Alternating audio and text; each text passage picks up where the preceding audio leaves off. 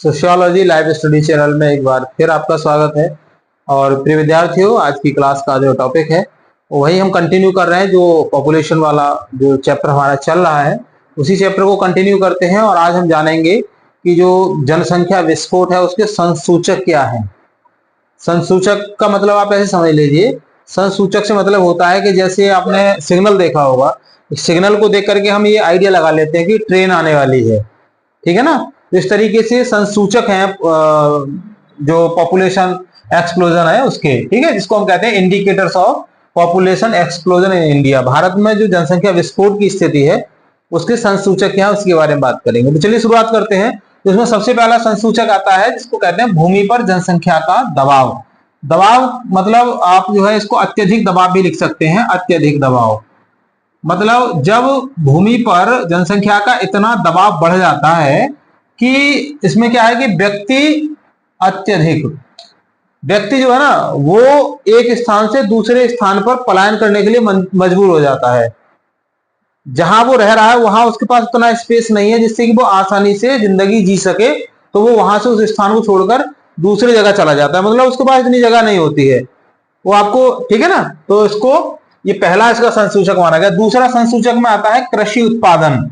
कृषि उत्पादन के अंतर्गत वे खाद्य पदार्थ जो मनुष्य के लिए बहुत आवश्यक हैं उनकी आपूर्ति ठीक से नहीं हो पाती है, यानी जितनी आवश्यकता है उतनी आवश्यकता नहीं हो पाती है।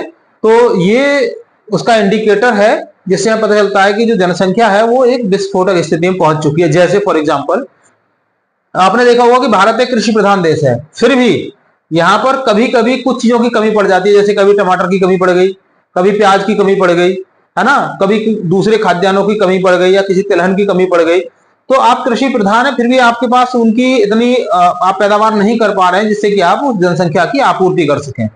तो ये तीसरी जो स्थिति है उसमें आती है कीमतों में होने वाली वृद्धि।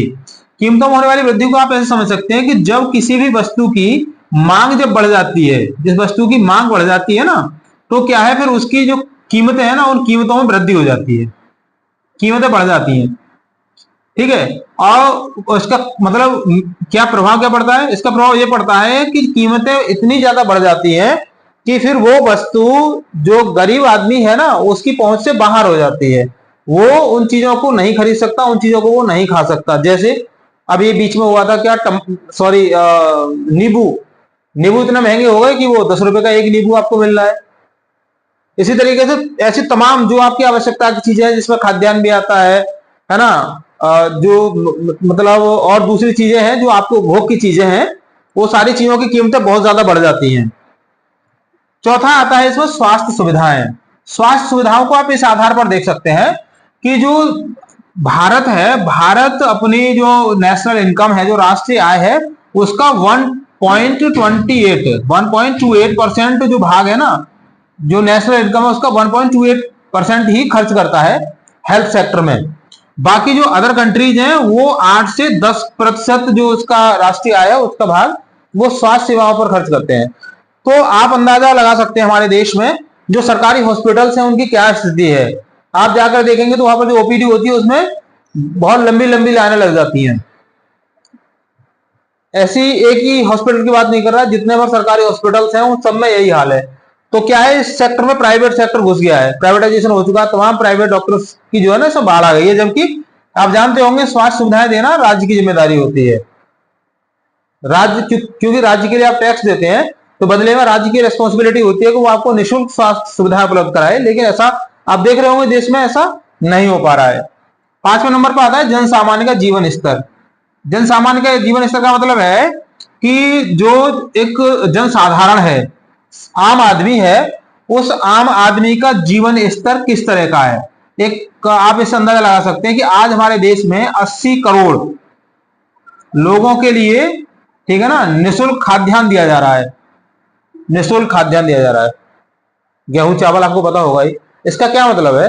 इसका मतलब है कि इतने सारी जो पॉपुलेशन है वो गरीबी की रेखा से नीचे जीवन यापन करती है, यानी कि वो ऐसी जनसंख्या है जो अपने लिए रोटी नहीं जुटा सकती, इसलिए सरकार को उसे फ्री में ये सब कुछ देना पड़ रहा है। तो अब मान लीजिए जो व्यक्ति अपने लिए भोजन नहीं जुटा सकता तो वो बाकी जो सामान्य स्तर की चीजें हैं उन्हें कहां से लाएगा?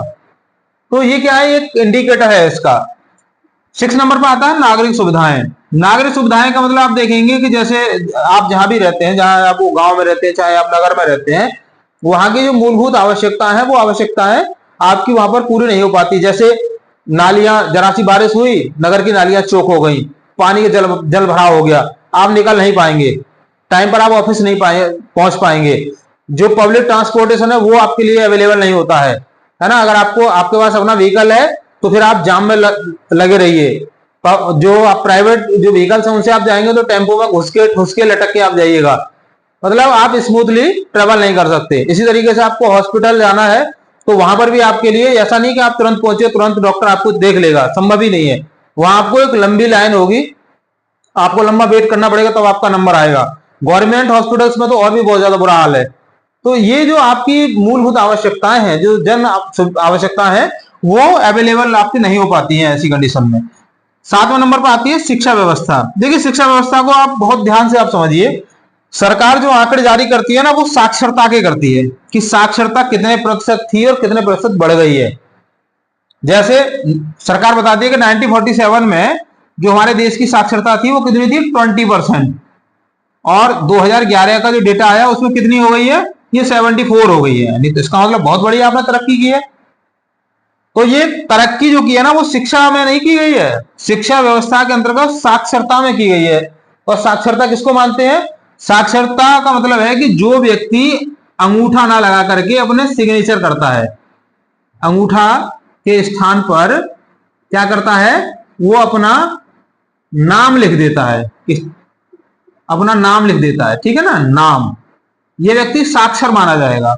जो व्यक्ति अपना नाम लिख लेता है वो साक्षर माना जाएगा, ठीक है। तो अब आप अंदाजा लगा लीजिए कि अगर आप ये करने लग गए, आप इतने हो गए कि आप अपना नाम लिख लेते हैं, तो आपसे आपकी क्या उपलब्धि है इसमें, उपलब्धि कब है, जब आप शिक्षित हो जाएंगे। शिक्षा का मतलब आप इंजीनियर बनना चाहते हैं तो आपके पास वो education free of cost government आपके लिए दे रही है और आप उस शिक्षा को प्राप्त करके एक इंजीनियर की नौकरी ले पा रहे हैं। या आप एक डॉक्टर बनना चाहते हैं, ठीक है, आप सीए बनना चाहते हैं, तो इन की जो डिग्रियां हैं, ये जो एजुकेशन है, ये जो मिलती है, ये मानी जाती है वास्तव में ये शिक्षा है, ये शिक्षा है।